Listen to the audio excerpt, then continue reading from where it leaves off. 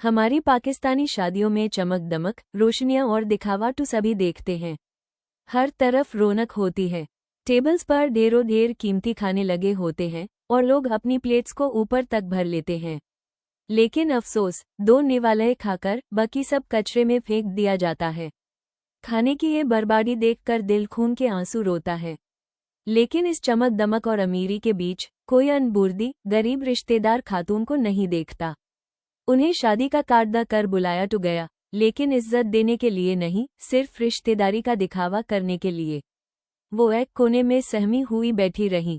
लोग उन्हें खाना पेश करने के बजाय शक की निगाह से देख रहे थे, जैसे वो वहां खाना चुराने आए हों। कितनी छोटी और बीमार सोच है हमारे समाज की। आखिरकार वो बूढ़ी दादी भूखी हायस शादी से लौट गईं। उनके हाथ बिल्कुल खाली थे, उन्हें घर के लिए 2 निवाले तक पैक करके नहीं दिए गए। हमारे समाज को खाना कचरे की जीनत बनाना तो मंजूर है, पर किसी जरूरतमंद रिश्तेदार का पेट भरना हमारी ईगो, हमारी आना को मंजूर नहीं। वो थकी हारी, टूटे हुए दिल के साथ रात के अंधेरे में जब अपने घर पहुंचती हैं, तो वहां उनके मासूम बच्चे भूखे पेट उनका इंतजार कर रहे होते हैं। बच्चों को उम्मीद थी कि उनकी दादी शादी से उनके लिए खाना लाएंगी, लेकिन दादी के खाली हाथ और रोटी हुई आंखें देखकर अन मासूमों के दिल भी टूट जाते हैं। दुख की इंतहा तो देखिए, ये वही अमीर रिश्तेदार हैं जिन्होंने आज शादी पर अमीरी का दिखावा किया था, लेकिन आम दिनों में जब ये गरीब खातून मदद के लिए उनके घर जाती हैं, तो वो उनके लिए अपने घर का दरवाजा तक नहीं खोलते। जो अपनाए शादियों में लाखों यूरेट हैं, वो आम दिनों में अपनों के लिए दरवाजे बैंड रखते हैं।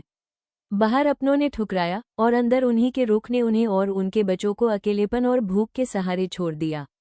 ओ लोगों, खुदा ने हमें ये आंखें, ये कान और ये ज़बान सिर्फ देखने, सुनने और खाने के लिए नहीं दी हैं।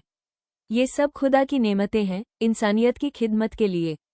अगर हम अपने सामने ऐसी नाइंसाफ़ी और बेइज्जती देखकर भी खामोश हैं, तो सोचें, क्या हम सच में जिंदा हैं? या इस ज़मीन पर सिर्फ एक बोझ हैं? याद रखिए, तलवार से ज़्यादा ताकत कलम और ज़बान में होती है। अपनी आवाज़ उठाएं। अगर आप किसी को हकीकत में बदल नहीं सकते, तो कम से कम बुरा देखकर चुप मत रहे। आओ मिलकर कलम उठाएं, सच बोलें और इस गूंगे बहरे समाज में इंसानियत को दोबारा जिंदा करें।